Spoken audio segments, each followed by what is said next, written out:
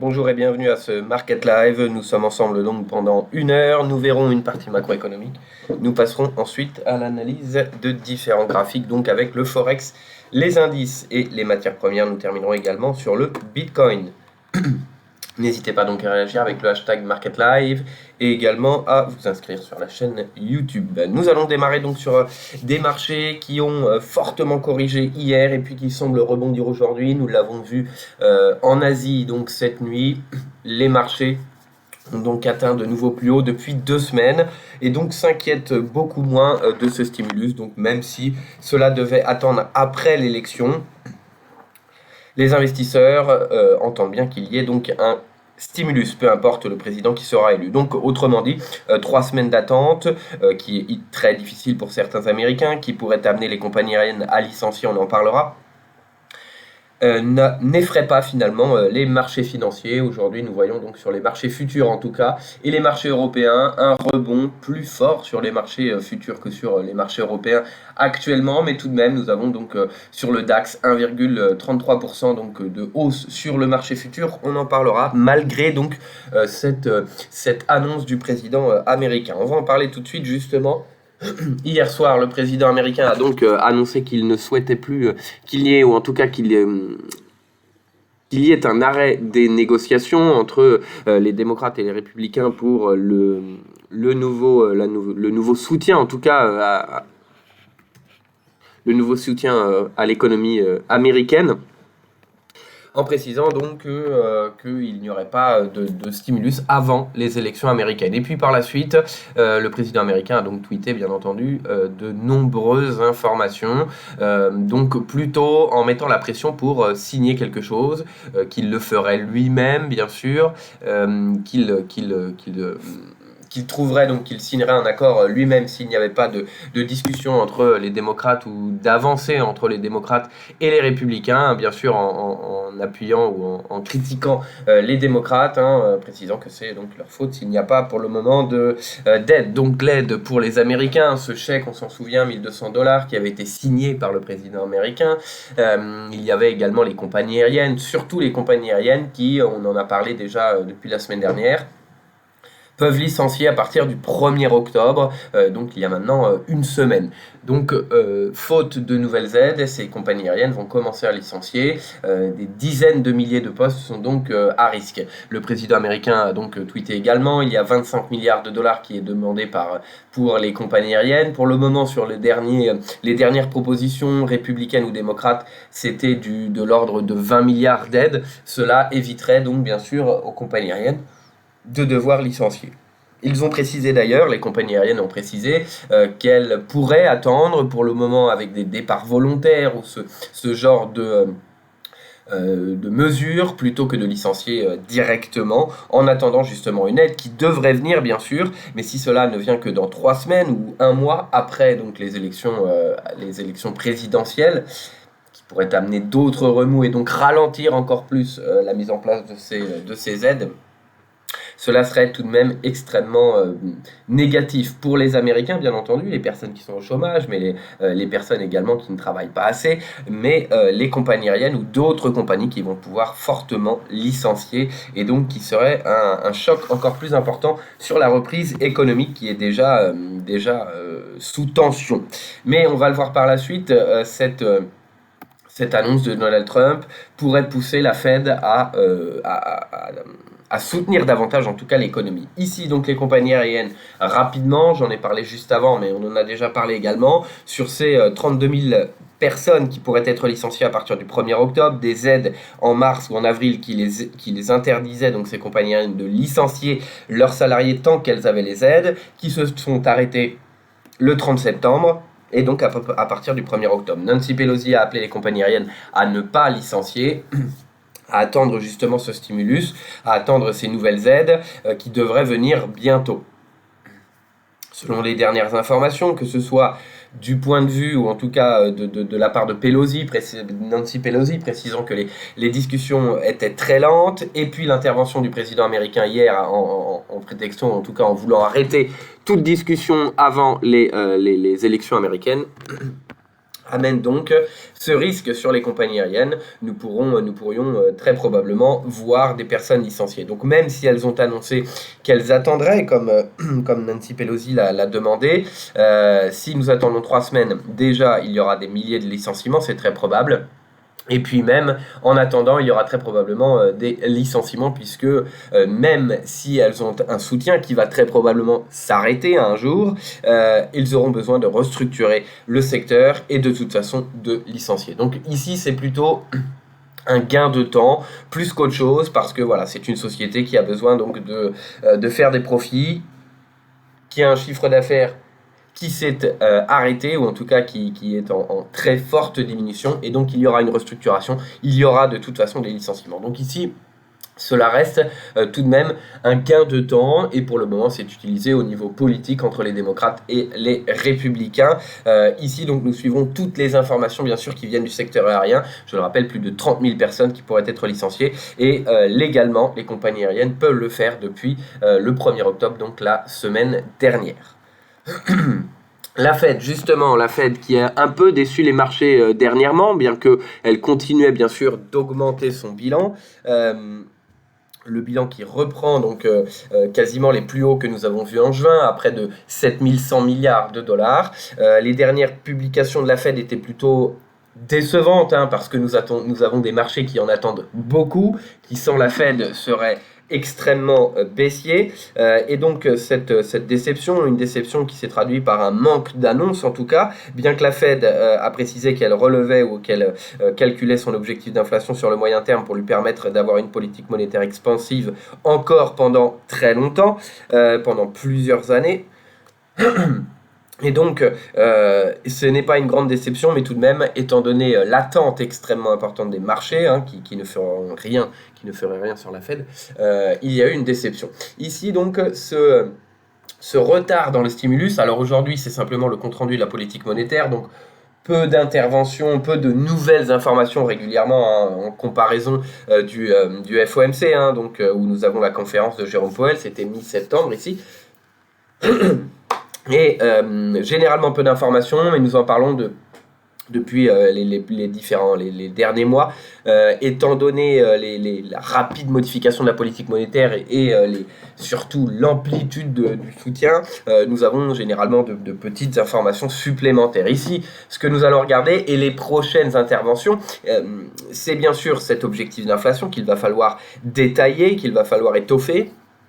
Cet objectif de plein emploi également, la Fed avait dit qu'elle mettait un peu de côté l'objectif d'inflation qui pourrait être une moyenne sur plusieurs années, ce qui pourrait être plutôt positif, en tout cas permettre à la Fed d'accélérer sa politique monétaire, parce que si on prend la moyenne, peut-être, je ne sais pas du tout, nous n'avons pas encore les détails exacts, mais des 5 ans, les 4 précédentes années étaient avec une inflation extrêmement basse. Donc cela laisse de la marge, et puis cet objectif de plein emploi, où là il y a encore plus de marge, étant donné le taux de chômage qui est à près de 10% et qui pourrait rester assez haut, même s'il y a eu un rebond. Nous sommes quand même à près de 10% ou 9% de taux de chômage aux États-Unis. Nous étions à 4,5, voire 3,5 même, qui est le chômage structurel aux États-Unis. Et donc ce serait le nouvel objectif de la Fed. Ici, à plus court terme, il y a également cette intervention de Donald Trump, donc, et d'une part le stimulus qui n'avance pas, ce nouveau soutien, les négociations n'avancent pas, elles avancent lentement, même de la part de Nancy Pelosi, et l'annonce de Donald Trump précisant qu'il n'y aurait pas de soutien avant l'élection pourrait amener la Fed à soutenir davantage l'économie, même si le soutien de la Fed n'arrive pas au même, ne soutient pas les mêmes personnes finalement, parce qu'on l'a vu, les prêts mainstream qui étaient octroyés par la Fed avec l'intermédiaire des banques, il y a eu moins de 1% qui a été octroyé. Donc toutes ces liquidités sont retenues par les banques, et donc même si c'est très probable que la Fed accélère ses rachats d'actifs, cela ne profite pas aux chômeurs américains, il profite aux personnes qui ont des actions, aux personnes qui sont sur les marchés financiers, aux banques et aux grosses sociétés, et donc pas au mainstream. Et ce stimulus de 1500 2000 milliards est tout à fait complémentaire justement pour aider les personnes qui ne sont pas touchées par les aides de la Fed. Mais tout de même, bien sûr, puisque beaucoup de gens font un amalgame en tout cas, ou lient le rebond sur les marchés financiers financier comme celui de l'économie, alors que celui-ci va plutôt dans le sens inverse.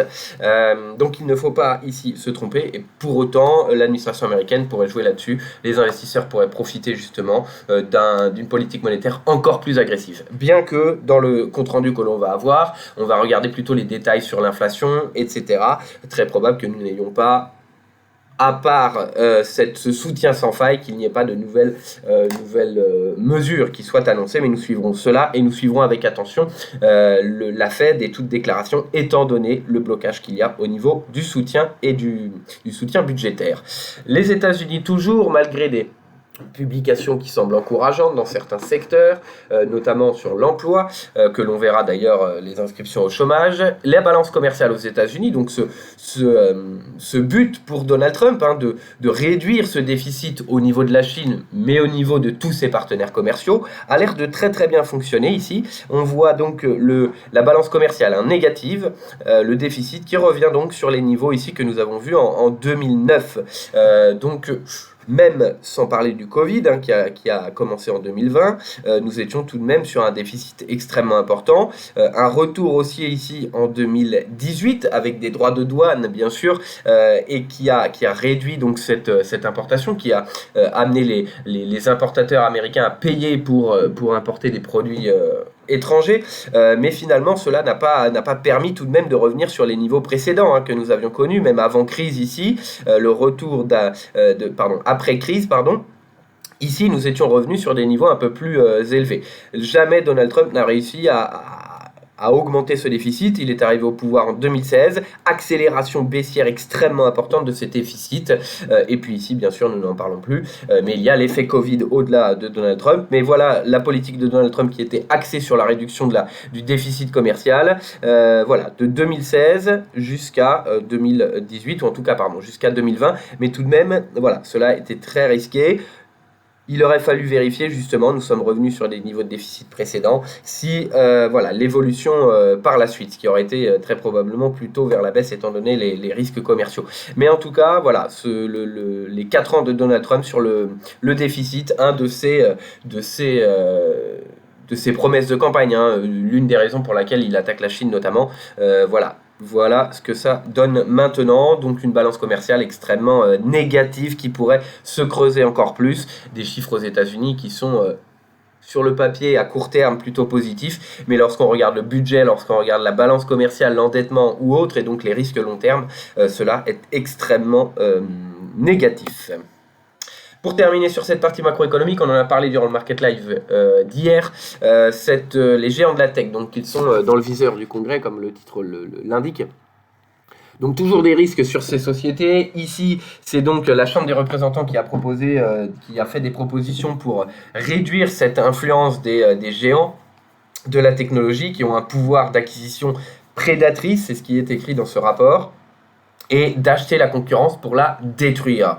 Et donc il y a eu des propositions, les sénateurs, ou en tout cas les républicains, semblent plus ou moins d'accord sur cette influence trop importante, mais le démantèlement qui a été suggéré par la Chambre des représentants, qui est à majorité démocrate, n'est pas suggéré par les sénateurs. Il y a d'autres propositions, comme le transfert des données des utilisateurs lorsque vous le souhaitez vers d'autres sociétés, la compatibilité des plateformes. On le voit, Apple notamment qui retire des jeux ou autres qui lui feraient de l'ombre, qui n'est pas bien sûr la raison officielle, mais vous avez Apple ou Android qui ont des plateformes d'applications qui sont extrêmement utilisées pour les téléphones notamment, et donc qui est l'utilisation la plus importante sur la technologie. Apple et Android, qui ont tous les deux d'autres petites sociétés, vont écarter des concurrents, ou s'ils ne peuvent pas les écarter, ils les rachèteront. Et donc cela écarte et écrase toute concurrence. Et donc ici, il pourrait y avoir des risques. On l'a vu déjà, des risques au niveau des investisseurs, avec un sell-off important sur les valeurs technologiques, parce qu'ils ont une valorisation déjà extrêmement élevée, avec des perspectives de résultats qui ne sont pas extrêmement élevées en comparaison. Et en plus, ces taxes GAFA en Europe, qui pour le moment amènent à des obstacles, cette proposition du Congrès ou autre, on voit une accélération pour essayer de réguler ces géants. Il aurait fallu le faire il y a longtemps. Ici, il faut absolument le faire de façon extrêmement urgente, que ce soit en Europe ou aux États-Unis, parce que leur influence est beaucoup trop importante ici. Donc, on va suivre. Cela devrait prendre beaucoup de temps. Ils ont des lobbies extrêmement importants, ces sociétés, des fonds extrêmement importants, et donc il est difficile de les réguler. Elles peuvent contourner très facilement toute nouvelle régulation. En tout cas, pour le moment, c'est un risque supplémentaire avec cette survalorisation. Nous suivrons donc le secteur technologique avec attention. Voilà donc pour cette partie macroéconomique, comme je le disais juste avant. On va passer donc à la partie technique. On va commencer sur le Forex, puis les indices, matières premières, et puis le Bitcoin. On commence tout de suite. Donc, un petit instant. Voilà, on va commencer donc, je le disais, sur l'euro-dollar.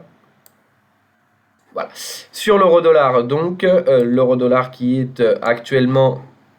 On va revenir dessus. Voilà, petit contretemps.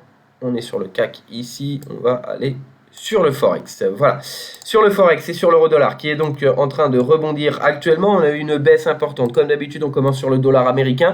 Voilà l'évolution du dollar américain qui a raté son rebond, qui est revenu sur des niveaux importants ici. Mais un retour aussi avec cette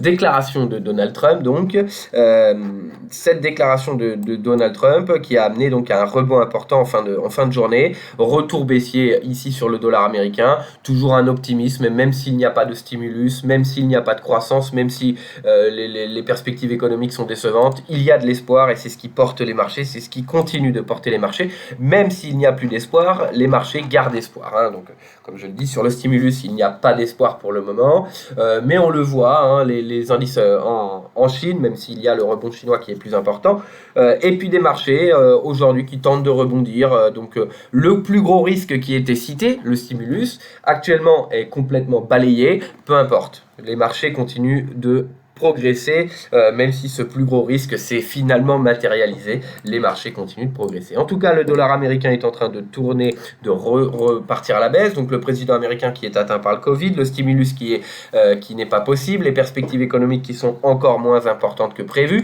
mais tout de même, l'espoir est là sur les marchés financiers. Le président américain apparemment n'est plus contagieux au bout de 3 jours, donc... Ici, le stimulus, donc peu importe s'il est fait après l'élection, hein, puisque apparemment ce qui intéresse l'administration est ici plutôt les marchés financiers. On l'a vu au travers des tweets de Donald Trump. C'est très probablement pour ça qu'il a fait une visite en mettant en risque les secrets de service dans la voiture. On le voit bien, hein, les tweets de Donald Trump. Je vais bien, les marchés vont bien, tout va bien. Donc peu importe le stimulus, et on l'a vu, confirmation. Donc le stimulus, on verra ça après l'élection présidentielle. Ce n'est pas comme si c'était le plus important, hein. Je pense que les banques et les sociétés qui ont reçu des aides ont largement de quoi survivre. Les personnes qui sont au chômage et qui ont besoin d'argent, peut-être pas. Mais on voit bien ce qui intéresse en tout cas ici le président ou l'administration américaine. Et voilà, les marchés donc repartent à la hausse actuellement, ou tentent de rebondir malgré tous ces risques. Ici au niveau technique, on est toujours sur les mêmes niveaux, hein, avec l'échec sous les 1,18 ici. Retour qui aurait pu nous amener sur les 1,1715 avec cette annonce de Donald Trump, mais actuellement les marchés reprennent bien sûr l'espoir et le dollar est en train de baisser, moins 0,17, et donc maintien au-delà des 1,1715. On va venir chercher les 1,1770 ici le plus haut pour revenir sur les 1,18 par la suite, hein. Pour le moment, a priori, étant donné tous les risques qui ont été mis sur la table dernièrement, que les marchés continuent de rebondir ou de se maintenir, nous pourrions avoir donc une poursuite de la hausse, hein, une accélération, surtout si la Fed justement prend le relais, s'il pourrait y avoir justement une Fed, c'est ce que semble vouloir le président américain, une Fed qui pourrait prendre le relais justement sur ses prêts. Bien entendu, cela n'influence pas le budget américain directement et donc amène à des chiffres un peu plus glorieux, un peu plus intéressants si c'est la Fed qui appuie simplement sur le bouton de la liquidité plutôt que justement que ce soit les taxes des Américains qui viennent payer justement. En tout cas, ici au niveau technique, on va vérifier les 1,1770, pardon, cet ancien plus haut, ce niveau également qui a mis en échec donc au niveau du 21 septembre. Donc 1,2170, 72 que l'on va 1,21. 1,1770-72 que l'on va aller chercher en cas de franchissement. On va retourner sur cette oblique. L'oblique qui était une résistance plutôt pertinente ici au niveau, on a commencé ici en juillet, en août, on l'a vu à plusieurs reprises, même si celle-ci a été franchie. Au niveau de la résistance également, un franchissement à plusieurs reprises. Et on est proche des 61,8 de Fibo sur cette hausse que l'on avait pris en août. Et l'oblique et bien sûr le seuil des 1,18. Et donc au-delà des 1,1770, on va aller chercher ces 1,18. En cas d'échec à franchir en revanche ce niveau, on le voit pour le moment, on pourrait avoir une nouvelle accélération. Attention sous les 1,1750 et sous cette moyenne mobile sans période qui pourrait nous ramener une nouvelle fois ici, objectif sur les 1,1696 sur le seuil des 1,17. Sur l'euro-dollar, pour le moment c'est plutôt l'optimisme et donc la baisse du dollar américain qui prône. Ici, sur le GBP USD. Le GBP USD tente de rebondir, on a une résistance mais qui a été cassée à plusieurs reprises. Malgré tout, on le voit ici cassé. Au-delà de la moyenne mobile sans période, on est donc sur le GBP USD qui progresse de façon importante sur la baisse du dollar américain, mais également de bonnes communications. Donc il y a 2 jours, le Brexit c'était un risque avec Boris Johnson qui gardait sa ligne directrice d'un no deal, peu importe ce qui se passe. Et puis, il y a 2 jours, ou même hier, on a eu des communications plutôt positives qu'il pourrait justement, sur le Brexit, qu'il pourrait y avoir quelque chose de trouvé. La date butoir était donc le 15, prochain sommet européen, le 15 octobre, la semaine prochaine, pour justement avoir le temps de ratifier un accord. Il y a plusieurs pays au niveau de l'Union européenne, il faut que tout soit ratifié par tous les pays, par l'Union européenne, par le Royaume-Uni. Donc cela est long et donc la date butoir était le 15 octobre pour avoir du temps justement. Ici, étant donné le timing, c'est dans une semaine, il n'y a pas d'avancée sur la frontière irlandaise avec cette décision de Boris Johnson et puis sur la pêche notamment avec la France. Malgré tout, donc il pourrait y avoir un décalage de cette date butoir, ce qui semble ne pas inquiéter les personnes proches du dossier ou les marchés, mais comment va-t-on avoir le temps de ratifier tout cela si cela est repoussé, peut-être parce que on connaît le Brexit, plus on repousse et plus c'est long. Donc ici, si on repousse encore 2 mois, est-ce qu'il va y avoir vraiment des avancées pendant 2 mois? Cela est beaucoup moins sûr, sauf que le problème est que s'il reste 2 semaines pour ratifier cela ne va pas être suffisant et donc va remettre en cause la fin de période de transition. Mais pour le moment, Boris Johnson garde sa ligne directrice. Et donc pour le moment, sur le GBP USD, nous avons en effet un rebond actuellement, mais le rebond n'est pas vérifié. On est toujours sous ce niveau ici, sous le seuil des 1,30 qui met en échec depuis le 10 septembre. Donc ici, il faut se maintenir au-delà de l'oblique, de la moyenne mobile sans période, et venir peu d'obstacles avant le seuil des 1,30 sur le graphique en 1 heure que l'on voit actuellement. Et donc au-delà des 1,2930 de cette moyenne mobile sans période, on va aller chercher ces 1,30, 1,3012 sur le GBP USD. S'il y a de bonnes nouvelles à court terme, donc s'il y a une communication positive, en effet on pourrait avoir une accélération importante sur le GBP USD. Au-delà des 1,30 au niveau technique, c'est plutôt positif, et le dépassement de ce plus haut ici, donc au-delà des 1,3012, les 1,3030, nous pourrions venir ici sur les 23,6 de Fibo et sur les 1,32 s'il y a de très bonnes nouvelles à court terme. Mais pour nous, attention au reste de l'année, le risque est toujours présent. Il y a eu un fort rebond sur le GBP USD avec le dollar américain, mais le risque sur la livre est toujours bien présent. On va regarder en journalier pour terminer sur cette paire de devises une nouvelle fois. En journalier, toujours donc en train d'évoluer dans son range, ici 1,27, 1,30, et on voit bien ce seuil des 1,30 qui met en échec depuis le 10 septembre, que l'on va aller chercher. Le seuil ici, en tout cas, au-delà de ce Fibonacci qui n'est pas très significatif, qui a tout de même servi de support, on est plutôt dans une tendance haussière. Une tentative de rebond du moins, toujours au-delà des 1,2848 que l'on a vu également en journalier. On va regarder en 1 heure ici. Maintenant, on va aller chercher donc les niveaux intermédiaires que l'on a vus, mais au-delà des 1,2930 de la moyenne mobile 100 1 heure, le dépassement des 1,3030 ici, ou en tout cas du seuil des 1,30, devrait nous permettre d'accélérer. On a vu les 1,32 comme objectif, le seuil intermédiaire sur les 1,3060 et ici permettrait justement de reprendre une tendance haussière. Donc rebond possible à court terme avec cet espoir grandissant sur les marchés financiers et la baisse baisse du dollar américain et cet espoir également, malgré les obstacles, de la même façon, toujours de l'espoir sur le Brexit, donc, qui pourrait permettre à court terme. Mais attention par la suite aux risques qui sont toujours présents. Il est peu probable que nous maintenions une tendance haussière sur le GBP-USD. Nous pourrions voir, aidé tout de même par la baisse du dollar américain, nous pourrions voir un retour à la baisse, ou en tout cas au-delà des 1,30, pas d'accélération extrêmement importante par la suite. Voilà, on continue, on passe à l'USD-Yen. USD-Yen plus 0,24 actuellement. Plus 0,24 donc actuellement, qui poursuit son rebond ici de mi-septembre et qui revient au-delà de nos niveaux. Nous sommes proches du seuil des 106 que l'on va voir ici en 1 heure, donc on revient et on pourrait venir tester cette résistance oblique sur les 106. Donc objectif actuellement sur les 106,05, c'est notre objectif, le seuil des 106 qui est important. Pour le moment, à court terme, on voit ce dépassement de la résistance et cette résistance depuis le 14 septembre, située sur les 105,80. Dépassement qui pourrait nous permettre ici de venir sur les 106,05 en 1 heure. Donc nous maintient au-delà de ces 105,80, la perspective reste plutôt haussière. On a donc une baisse du dollar américain, mais également une baisse du yen, donc de l'espoir ici. Pour autant, au niveau de l'économie japonaise, avec ce rebond au niveau de la Chine, l'économie japonaise pourrait en profiter avec près de un quart des revenus qui viennent de la Chine. Certains investisseurs comme Warren Buffett, on l'a vu, s'est dirigé vers certaines sociétés au Japon, et cette exposition à la Chine pourrait être un plus extrêmement important au niveau du Japon. On suivra avec attention, bien entendu. Il y a eu également, bien sûr, cette épidémie qui a été moins importante. Le Japon qui a bien réagi, qui a peu de marge au niveau de sa politique monétaire, qui est bien en avance par rapport à l'Europe ou les États-Unis, mais qui pourrait profiter justement de façon importante du rebond de la Chine. On en parlera très probablement dans les mois à venir. Ici, au niveau technique, 105,80, c'est donc plutôt positif. On casse cette résistance depuis plusieurs séances. 106,05. On va regarder donc en journalier ici. Voilà, en journalier, on a ce seuil des 106, on voit donc le maintien au-delà de nos seuils ici, du seuil des 105.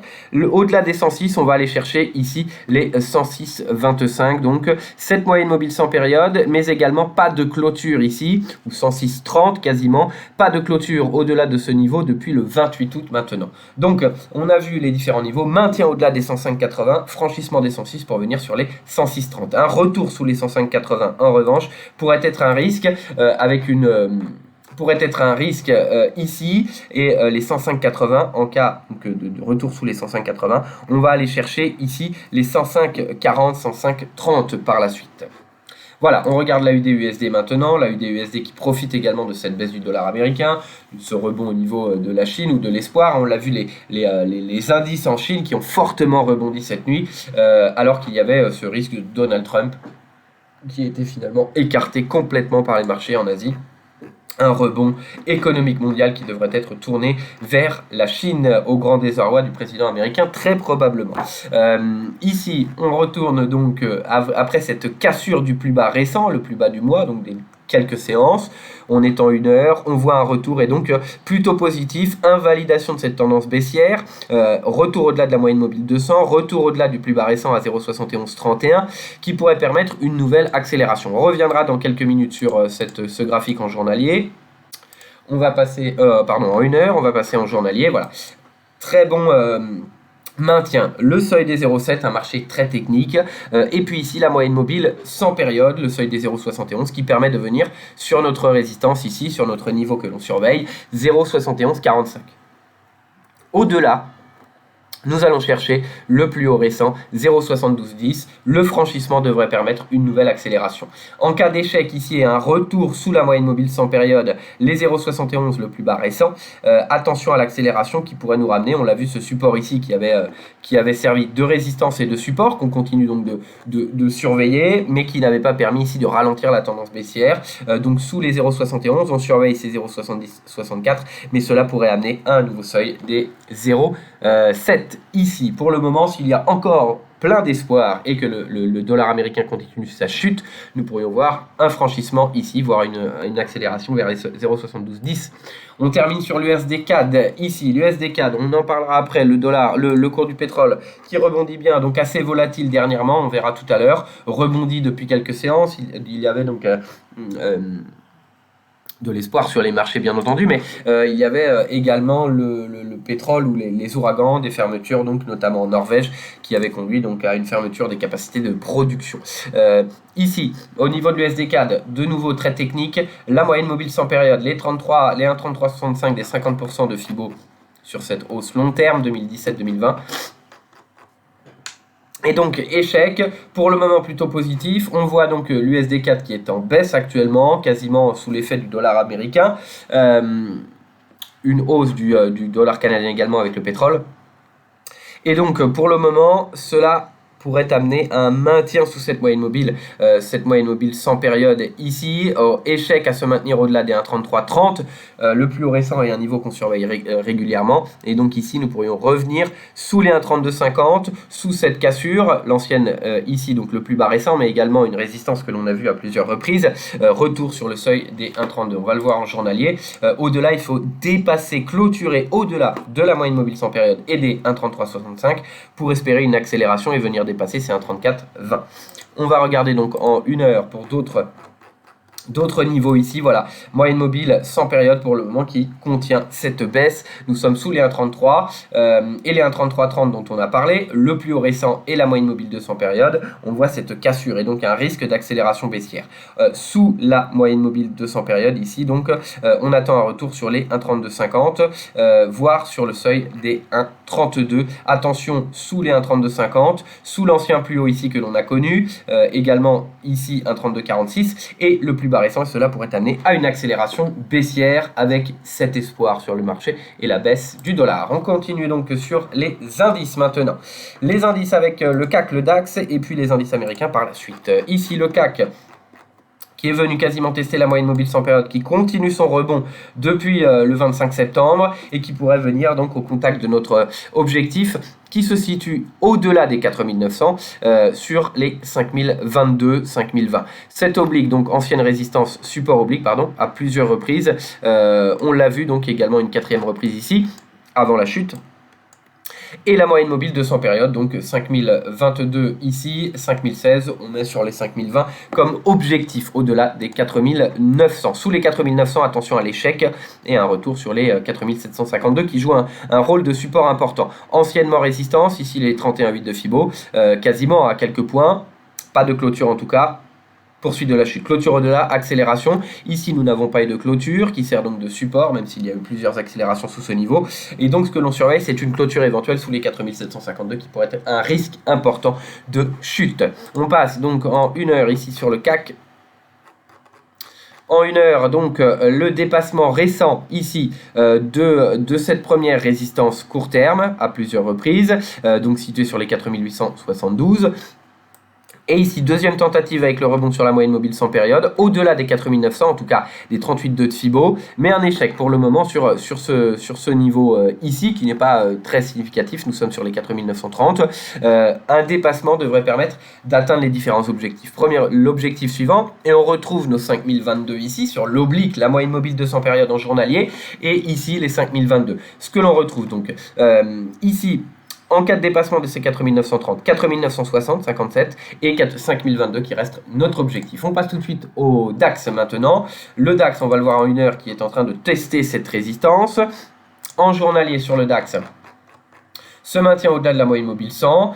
Pour le moment, pas de résistance. On a ces 12 800 qui jouaient un rôle de résistance et de support, qui sont dépassés. Pour le moment, en revanche, 12 950, notre résistance toujours la même. 12 950, 12 960. On reste donc bloqué sous ce niveau et sous les 13 000 points. On voit ce niveau que l'on retrouve ici, sur le plus haut donc de juin, qui était sur les 12 940 sur le DAX. Mince. Très rapidement, on passe en hebdomadaire sur le DAX, pas de nouveau changement, les 12 620 et c'est 12 950, je le disais 12 940, 12 960. Toujours les mêmes niveaux bien sûr puisque nous sommes dans un range important. On termine en 1 heure donc sur le DAX comme je le disais. Ici, on retrouve nos 12 940, le plus haut du mois de juin, 12 960, donc c'est notre résistance toujours au-delà des 12 960, les 13 020 ici, et on pourrait voir donc un maintien au-delà des 13 000 permettrait d'envisager une accélération haussière vers les 13 100 sur 13 110 sur le DAX. On passe donc aux indices américains avec le Dow Jones, le S&P et on terminera sur le Nasdaq 100. Ici donc le Dow Jones qui se maintient maintenant au-delà donc de l'espoir qui permet de maintenir ces marchés sur les plus hauts historiques, au-delà de notre résistance importante, on va le voir, le rebond s'est effectué dessus. Et donc qui permet d'envisager une accélération. 28 400, même résistance ici, donc les 28 365. Le dépassement devrait permettre une nouvelle accélération vers les niveaux plus hauts historiques, bien entendu. On va regarder d'abord en journalier, à plus court terme. Ici, je le disais, donc il y a des risques encore plus importants qu'avant. Les risques augmentent, les marchés financiers progresse également puisque les risques augmentent, la Fed augmente ses achats d'actifs et donc la bourse augmente, c'est tout à fait à l'envers, mais il y a la Fed au milieu, en intermédiaire bien entendu. Sinon bien sûr la logique c'est que la baisse, la hausse des inquiétudes amènerait à une baisse des marchés financiers, mais nous ne sommes plus du tout dans ce type de logique qui auparavant drivait la bourse. Ici donc au niveau de la résistance historique, le maintien sur cette résistance historique, sur le plus haut, plutôt positif. On va chercher les 28 160 et puis ce plus haut récent ici sur les 28 340, 28 350. Ce qui permettrait justement, et on en parlait avant, maintenant qu'on est sur cette tendance baissière qui a été cassée déjà, mais il faut venir dépasser cet ancien plus haut, cette tentative d'accélération qui avait été échouée. Au-delà de ce niveau, nous revenons dans notre tendance haussière et nous pourrions revenir enfin sur le plus haut historique sur le Dow Jones. On va surveiller. Une cassure en revanche de cette résistance pourrait nous amener à une accélération plus baissière, 27 500, 27 120, 27 140. Voilà, on passe tout de suite au S&P 500. S&P 500 de la même façon qui est en échec avec l'annonce de Donald Trump hier qui a amené donc à un échec à se maintenir au-delà de l'ancien plus haut historique 3400 et de l'ancien plus haut ici de la semaine du 14 septembre. On va surveiller cela en journalier, on va passer en 1 heure par la suite. Échec donc et pas de validation d'accélération haussière, il faut revenir au-delà ici des 3430 pour aller chercher les 3500 et casser justement cette dynamique baissière. Pour le moment ce n'est pas le cas, mais l'espoir va revenir assez rapidement. Ici très probablement et donc en revanche en cas de retour à la réalité, de cassure, d'invalidation sous les 3400, on va chercher les 3300 ici, 3290 avec la moyenne mobile 100 période et le support, ancienne résistance et support que l'on retrouve ici, et la moyenne mobile sans période. En cas de cassure ici, l'objectif donc de revenir sur les 3230 points, cet ancien plus haut de juin. Voilà, on termine donc cette partie indice avec le Nasdaq 100 qui est sous pression, mais qui rebondit bien, qui a été en échec également sous les 11 580, 11 600. Ici, pas de franchissement des 11 674, et donc pas d'invalidation encore de la tendance baissière pour le moment. Ici, il faut dépasser les 11 600, 11 674 pour revenir ici sur l'ancienne ligne de tendance que nous avions. Mais surtout revenir au-delà de l'ancien plus haut, au-delà des 11 674 pour invalider cette tendance baissière ici. Pour le moment, nous sommes sous ces anciens plus hauts. À court terme, 11 240, l'ancien plus haut ici du 23 septembre. La cassure pourrait nous amener sur le seuil une nouvelle fois des 11 072, voire 11 963, cette moyenne mobile sans période. On passe en 1 heure pour terminer ici au niveau du Nasdaq. Le maintien que l'on avait vu sur la moyenne mobile 200 ici a été cassé avec l'annonce de Donald Trump ici. Et donc, franchissement de la moyenne mobile 200 pourrait amener ici à une accélération, les 11 400, mais nous allons chercher plutôt les différents niveaux que l'on a vu, 11 340 notamment, nous sommes en train de le tester. Le franchissement justement, le retour sous ce niveau, moyenne mobile 200 période, de la même façon peu de niveaux, on va aller chercher le plus bas récent sur les 11 220, 11 230, donc cet ancien plus haut de juin, le plus bas que l'on a connu ici le 2 octobre et une nouvelle fois hier. Voilà, sur ces indices, on termine donc comme d'habitude sur la partie matière première. On va aller assez rapidement. Cet après-midi, donc on est mercredi, la partie, le Market Live sera sur les matières premières. Donc ici, on va rester sur le cours de l'or, du pétrole WTI et on terminera sur le Bitcoin. Et cet après-midi, donc le Market Live matière première qui sera donc à 16h. On verra le cours de l'or, de l'argent, du cuivre, du pétrole WTI. On parlera probablement également un peu du gaz et puis certaines paires de devises qui sont liées à ces paires de devises. À ces matières premières. Pour le moment ici le cours de l'or, donc le cours de l'or qui profite un peu de la baisse du dollar américain après cette chute retour baissier hier qui nous a amené sous la moyenne mobile sans période, invalidation donc et retour haussier avec toujours ses objectifs. 1900 $, il y a un article d'ailleurs avec les niveaux sur IG qui a été écrit hier, vous pourrez retrouver ces graphiques et les niveaux à surveiller sur IG.com donc en actualité.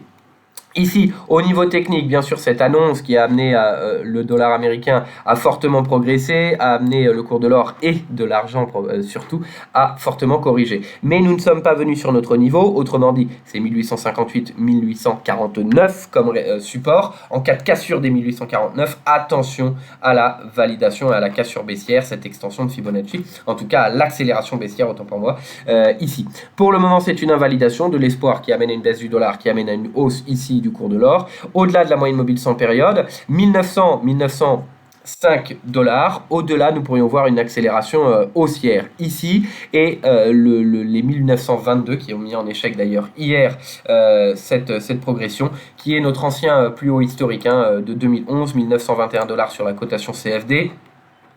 Voilà, 1921, et donc il faut, voilà, on voit l'échec d'hier, il faut franchir ce niveau. Donc à court terme, voilà les niveaux 1904, 1907, puis 1921 $, on retrouve les 1921, 1901 et les 1921 qui permettraient une nouvelle accélération. Attention à cette oblique ici, voilà, qui a mis en échec à plusieurs reprises. Il faut valider la clôture pour accélérer vers le 1950. À court terme, franchissement des 1901, les 1907 en objectif intermédiaire, le franchissement vers les 1921. Au-delà de ce niveau, accélération de la tendance haussière, ce qui veut dire au-delà de l'ancien plus haut historique. Et à court terme, nous serions au-delà de la résistance, donc depuis le 21 septembre ici. En cas de retour baissier, échec sous les 1900. Ici, nous pourrions voir donc un retour, comme je le disais, à court terme, moyenne mobile 200 périodes sur les 1990, mais nous pourrions voir donc un retour sur les 1860, voire sur les 1860 qui sont ici, voire 1849. Voilà, on termine donc ici avec le pétrole WTI, le pétrole WTI qui a bien profité également, on retourne au-delà des 40 $ le baril malgré cette chute, on est venu sur différents objectifs. Voilà, sur cet objectif notamment qui était donc à l'époque la moyenne mobile 200 périodes, quasiment le plus bas récent, mais pas d'accélération vers nos 35 $. Retour haussier immédiat, aidé par la baisse du dollar, aidé par l'espoir sur les marchés, aidé également par les risques au niveau du pétrole, notamment en Norvège, ou en tout cas les ouragans cette saison, qui continuent. La moyenne mobile. Ici, la moyenne mobile, donc sans période, qui a mis en échec une nouvelle fois, mais nous maintenons, en tout cas le pétrole maintient ses 40 $. Il faut franchir ce niveau ici pour venir sur nos 41,65 qui reste notre résistance, au-delà 42,43 en journalier. Sous les 40 $, attention au retour baissier, 38,80, 38,70 en ligne de mire. Pas en une heure, on y est déjà en journalier en une heure. Voilà, sur le cours du pétrole, donc ici nos 38,70, 38,80 qui est un ancien support également ici que l'on retrouve et qui a mis en échec, qui a permis le support ici à plusieurs reprises. Donc 38,80, 38,70. En cas de retour baissier ici, après cet échec à se maintenir au-delà de cette ancienne résistance, sous les 40, donc le seuil, la moyenne mobile ici sans période, mais on va surtout chercher les 38,80, 38,70, donc juste sous la moyenne mobile sans période. On termine donc ce market live avec le cours du Bitcoin et non pas le Bitcoin Cash. Ici sur le Bitcoin, toujours dans son range d'hésitation, pas d'accélération avec les indices qui restent indécis, moyenne mobile sans période. En train de suivre les indices américains. S'il y a une nouvelle accélération, nous pourrions voir un retour au-delà des 10 800 et venir sur les 11 000. Objectif 11 365. En cas de nouvelles craintes, moins probable pour le moment, étant donné cet espoir sur on ne sait plus quoi, mais en tout cas l'espoir. La moyenne mobile sans période, ici, en cas de cassure des 10 300, qui était ici également le niveau que l'on surveille, 10 300, 10 400, cet ancien plus haut, donc attention, sous les 10 300, voilà, ici sous le plus bas récent, nous pourrions voir une accélération et tester les 10 000. Une clôture validée sous les 10 000, invalidation et retour sur les 9 000 $. Voilà donc pour ce Market Live. Merci de nous avoir suivis. On se retrouve, nous je le disais, cet après-midi pour voir toutes les matières premières, cours de l'or, du pétrole, du gaz, oui, de l'argent, du cuivre, et puis quelques paires de devises. Ce sera à 4h cet après-midi. Et puis demain, vous retrouvez donc Alexandre Baradez dès 11h et nous une nouvelle fois l'après-midi à 4h pour les actions. Merci à tous.